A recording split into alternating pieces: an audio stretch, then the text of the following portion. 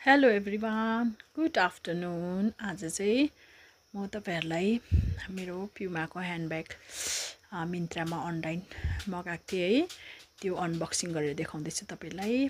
खास गरी चाहिँ मैले नहेरी आज्ञाले मगाइदिनु भएको हो।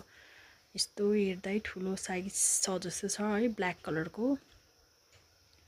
खासमा चाहिँ आफै भिडियो बनाउँ भनेर सोचेको थिएँ है। एउटा हातले भएन र मैले छोरालाई उगेन डोर्जीलाई बनाउन लगाएको भिडियो। म चाहिँ जस्ट लुगा धोएर आउँदै थिएँ होइन, आज्ञाले ठिकै ल्याइपुऱ्याउनु भएछ र अनबक्सिङ गरेको हेर्नुहोस् है कस्तो रहेछ साइज। यो चाहिँ यस्तो हेर्दाखेरि चाहिँ सेलको हो है। 2999 को चाहिँ 789 कि कति 87 कतिमा पाएको हो र चाहिँ पुरा ठुलो साइजको रहेछ है। मेरो लास्ट टाइमको पनि ठुलै थियो तर यतिको ठुलो चाहिँ थियो जस्तो लागेन है। पुरा ठुलो साइजको रहेछ, ठिकै छ है। थुप्रो सामानहरू अट्छ। अन्त म चाहिँ हेर्दैछु कति न कति भएर भर्खर टेरेसबाट लुगा सुकाएर आएको। गरम पनि छ आज है, दिउँसो घाम लाग्दा त गरमै हुन्छ। रुमभित्र चाहिँ यस्तो साइड साइडमा उयोहरू पनि रहेछ, पकेटहरू पनि है।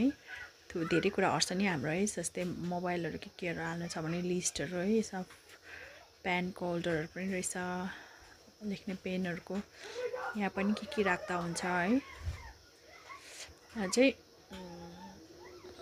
मलाई चाहिँ ब्याक कलरकै बोक्नु रहर थियो है ह्यान्डब्याग चाहिँ, तर यो चाहिँ साइज चाहिँ साह्रै ठुलो भयो, अलिक चिटिके परेको। फेरि अर्को मगाउनुपर्छ होला।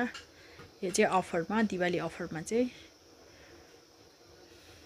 मगाइदिनु भएछ आज्ञाले। यो साइड ब्यागको यो चाहिँ निकाल्दैछु, मलाई मन पर्दैन है यो चाहिँ बोक्नु।